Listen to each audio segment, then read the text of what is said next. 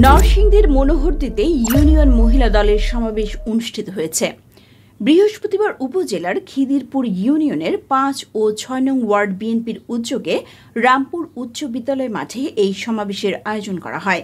Khidirpur union বিএনপির সভাপতি আবুল ফজলের সভাপতিত্বে ও খিদিরপুর ইউনিয়ন যুবদলের সভাপতি মোহাম্মদ আপন ভূঁইয়ার সঞ্চালনায় এতে প্রধান অতিথি হিসেবে উপস্থিত ছিলেন সাবেক সংসদ সদস্য ও জেলা বিএনপির সিনিয়র সহসভাপতি বীর মুক্তিযোদ্ধা সর্দার সাখাওয়াত হোসেন বকুল।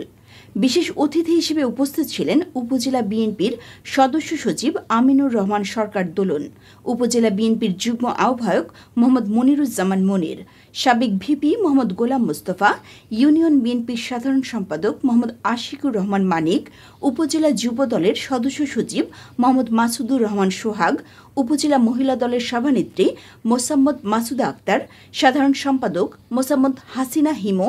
আরও উপস্থিত ছিলেন ইউনিয়ন মহিলা দলের সভানেত্রী মোসাম্মদ রোকেয়া, সাধারণ সম্পাদক মোসাম্মদ সাথী আক্তার, যুবদল নেতা হুমায়ুন আফরাদ সহ আরও অনেকে।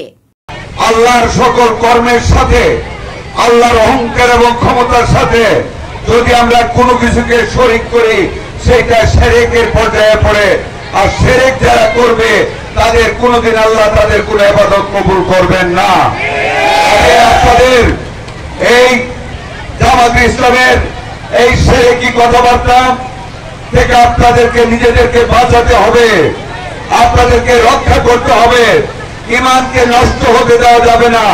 এই দুনিয়ার কোন মার্কায় ভোট দিলে আমরা বেহেশতে যাব, কোরআন হাদিসে এমন কোন কথা আছে আমার বোনেরা? নাই। এটা একটা শিরক, প্রতারণা করা আপনাদের সাথে। কাজে আপনাদের সাবধান থাকতে হবে।